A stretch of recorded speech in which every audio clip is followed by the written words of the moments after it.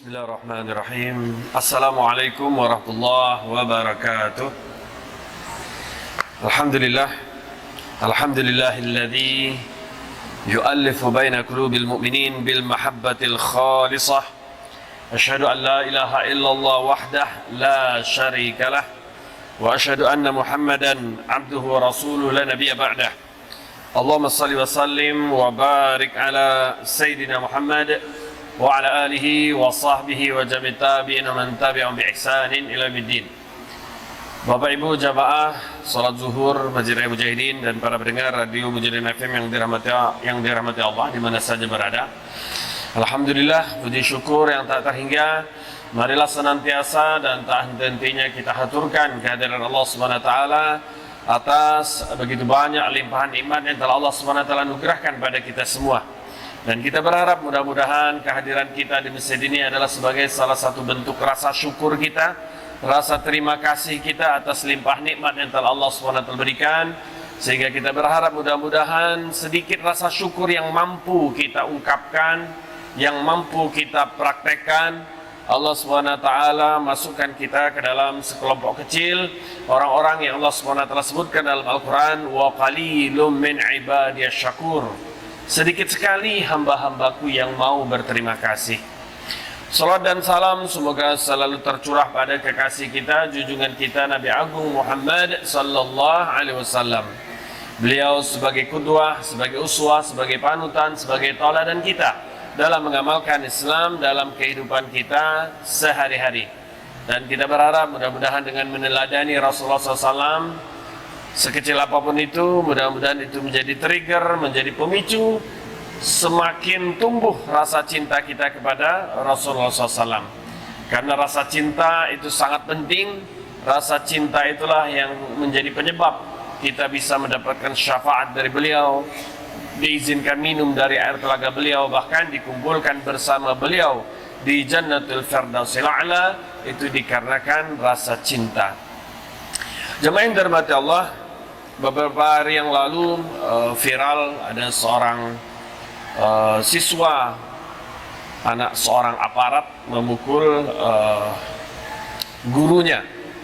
Dan ini bukan kejadian satu-satunya, dan kita juga beberapa waktu yang lalu juga terjadi bagaimana seorang murid memukul guru, bahkan ada yang membunuh sampai tak membunuh.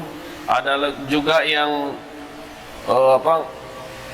ngetapel ya sampai mata gurunya buta gitu ya.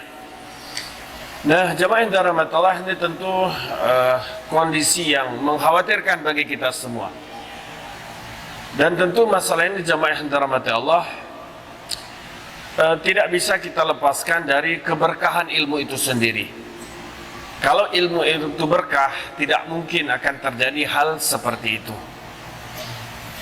Nah, hal yang perlu kita lakukan agar mendapatkan ilmu yang berkah, yang pertama adalah niat yang ikhlas. Ini yang harus pertama kali kita tanamkan kepada anak-anak murid kita, bahkan kepada kita sendiri ketika menuntut ilmu. Jika ingin ilmu itu berkah, maka kita harus berlandaskan kepada niat yang ikhlas.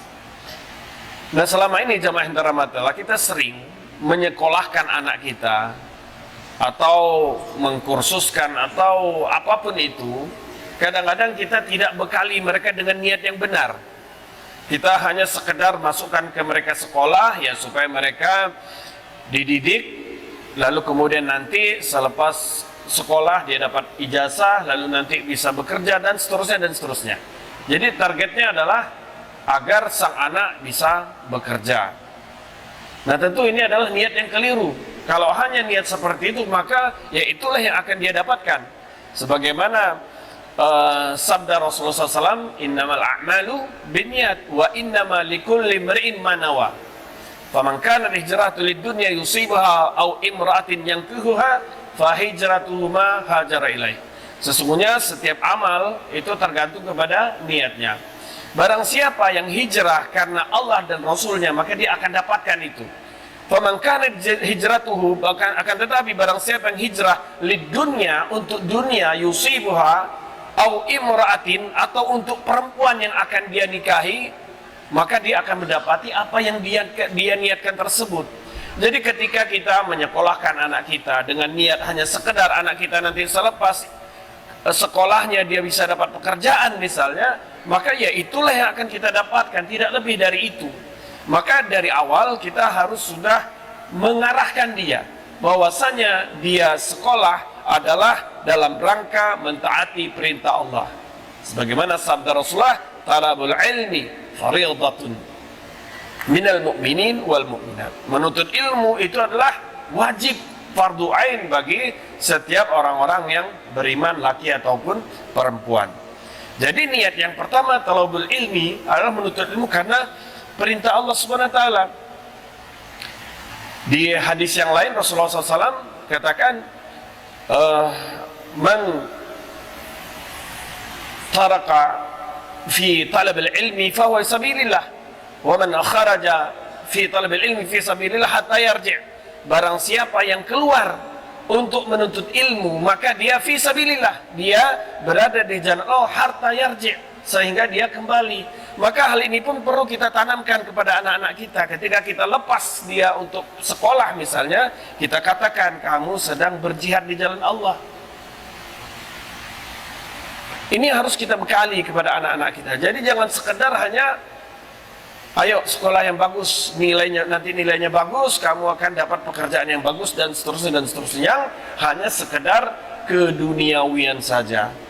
Kalau itu sayang di waktu, sayang di harta, dan juga di akhirat kelak nanti yang lebih parah lagi. Karena setiap niat kita yang ketika niat itu tidak sampai kepada Allah, atau niat kita tidak dikarenakan Allah Subhanahu wa taala, terpotong, wafat kita, meninggal kita, sudah di akhirat tidak dapat lagi gitu.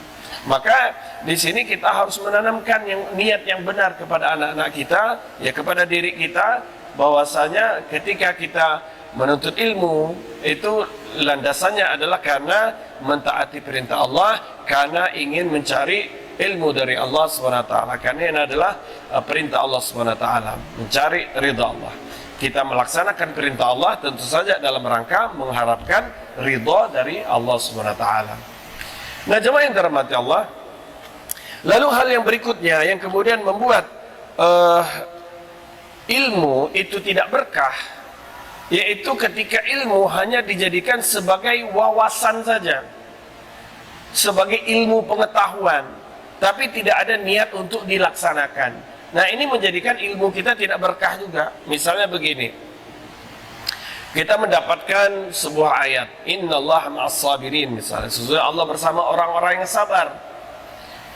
Atau di ayat yang lain, walanabluwannakum bisyai'in minal khauf wal ju' wa naqsin minal amwali wal anfusi wath thamarat wa basyiris sabirin. Sesungguhnya Allah Subhanahu wa taala menguji kalian dengan sedikit khauf, dengan rasa takut, dengan ju', rasa lapar, dengan kekurangan buah-buahan, harta, kematian dan lain sebagainya. Itu adalah ujian yang pasti akan Allah Subhanahu wa taala berikan kepada kita. Dan Allah mengatakan wabasyiris sabirin, beri kabar gembira kepada orang yang sabar. Orang yang sabar terkait dengan musibah yang menimpa dia itu, dia sabar. Nah, kita dapat ilmunya, tapi kemudian dalam prakteknya ketika kita dapat musibah, lalu yang kita lakukan adalah kita menggerutu, mencaci maki, bahkan menghujat Allah, mengatakan, kok saya yang kena ya Allah, kenapa tidak dia? Kenapa saya yang mendapat musibah ini gitu? Ini berarti kita telah mempertanyakan takdir Allah. Ini sama halnya kita dengan menghujat Allah, sama halnya kita mengatakan Allah tidak adil, gitu kan? Nah, maka ini berarti kita tidak menjadikan ilmu yang kita dapatkan tadi, bahwasanya Allah bersama orang yang sabar. Ujian-ujian itu diberikan oleh Allah Subhanahu wa taala adalah agar kita sabar, gitu ya. Tetapi di dalam prakteknya kita sudah dapat ilmunya, tapi dalam prakteknya justru kita menentang ilmu tersebut, maka ilmu itu menjadi tidak berkah. Lalu kemudian jamaah yang dirahmati Allah, yang berikutnya adalah kurang adab di dalam menuntut ilmu. Maka para ulama kita dulu itu diceritakan ketika mereka belajar sama seorang syekh gitu ya, mereka tidak ada yang berkata-kata Jadi di tempat itu tidak ada suara sama sekali kecuali suara dari syekh yang mengajar.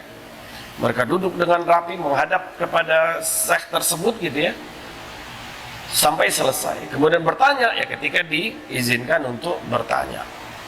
Nah, adab atau etika di dalam berinteraksi dengan guru itu juga mempengaruhi keberkahan daripada ilmu. Lalu kemudian jamaah yang dirahmati Allah, yang berikutnya adalah orang tua dari sang penuntut ilmu. Terkadang kita sebagai orang tua itu sering ikut campur di dalam pendidikan di sekolah, dan ikut campurnya ini tidak dalam tempat yang tepat.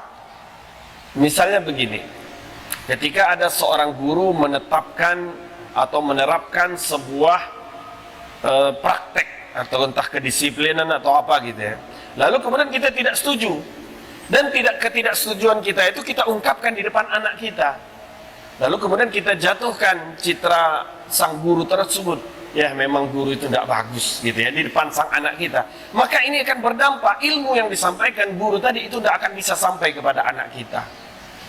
Kecuali ketidaksetujuan kita itu kita sampaikan pada tempatnya. Misalnya kita ada forum guru dan wali murid misalnya, PMOG misalnya. Nah disitulah kalau mau kita menyampaikan berbagai macam ketidaksetujuan kita, silakan sampaikan di situ. Tapi jangan disampaikan di depan anak kita yang dia ketika misalnya dia tidak setuju dengan guru itu, lalu kita kemudian menguatkan apa yang dikatakan sang anak tadi, maka itu menjadikan ilmu itu tidak berkah. Nah jemaah yang dirahmati Allah, lalu kemudian keridhaan dari sang guru itu juga memiliki dampak kepada ilmu itu. Jadi misalnya begini, dulu kalau kita tahu para salafus soleh dulu itu ketika mereka menuntut ilmu itu mereka mengeluarkan uang yang banyak. Bahkan untuk mendapatkan sanad membaca Al-Fatihah saja mereka itu bisa memberi sang guru itu dengan beberapa dinar. Bahkan ada yang mengatakan ada yang 1 kilogram emas. Kalau dinar itu kan sekitar 4,5 gram emas, yang kalau kita uangkan ya mungkin sekarang hampir 9 juta 1 dinar itu kan. Nah ini berapa gram mereka berikan kepada sang guru hanya demi mendapatkan ilmu gitu. Bahkan Ali bin Abi Thalib karamallahu wajhah itu pernah berkata, jika saya mendapatkan 1 ayat saja, 1 ilmu saja dari seseorang itu, maka saya siap menjadi budak dia gitu. Nah itulah yang kemudian menjadikan ilmu itu berkah. Artinya seorang murid itu harus mendapatkan keridhaan dari sang guru. Jadi ketika guru menyampaikan dengan rasa kesal, tidak suka kepada sang murid misal gitu, maka ilmu itu tidak akan bisa masuk, tidak akan ada keberkahannya. Nah inilah mungkin jamaah yang dirahmati Allah yang bisa kami sampaikan terkait dengan keberkahan ilmu. Maka mari kita mencoba bagaimana agar ilmu itu berkah, kita fondasikan, kita jadikan keridhaan Allah Subhanahu wa taala sebagai fondasi kita di dalam menuntut ilmu. Lalu kemudian yang lain-lainnya ya terkait dengan etika kita, terkait dengan adab, terkait dengan bagaimana sopan santun kita dengan guru. Nah itu harus kemudian dilakukan sehingga kemudian ilmu kita menjadi berkah. Demikian, mohon maaf jika ada kesalahan, kurang dan khilaf dalam penyampaian. Kebenaran milik Allah Subhanahu wa taala, al-haqqu min rabbika fala takunanna minal mumtarin. Shadaqallahu al-azim wa minkum. Wassalamu alaikum warahmatullahi wabarakatuh.